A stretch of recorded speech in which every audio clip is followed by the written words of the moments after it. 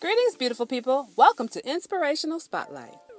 Today's inspiration is Lee Daniels, who is first and foremost an entrepreneur who has evolved into an actor, film director, and producer. He was born and raised in Philadelphia.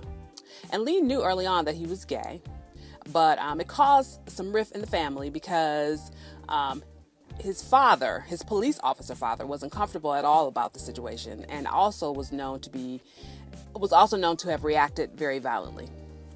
Lee knew also from the time he was a teenager that he wanted to attend film school, but he didn't have enough money, so he ended up attending college in Missouri at Lindenwood University. But it took no time for him to figure out that college wasn't for him, so he dropped out, packed up his bags, and headed to sunny California with a dream and a prayer. But when he arrived, the only job he could manage to land was a receptionist job with a nursing agency. But Lee was one of those kind of people who knows how to make something out of nothing. He realized that he could start his own agency, which is exactly what he did. And after a short while, his agency ended up with over 5,000 nurses working for him.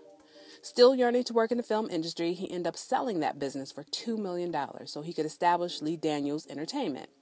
But things didn't jump off right away, and he ended up serving as a casting director and managing talent until he produced his first project, the highly controversial yet critically acclaimed film Monsters Ball, starring Halle Berry and Billy Bob Thornton.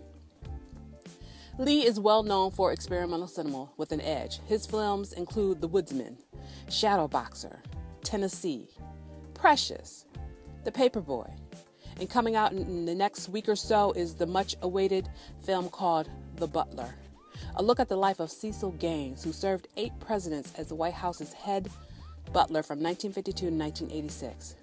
This man had a unique front row seat as political and racial history was made.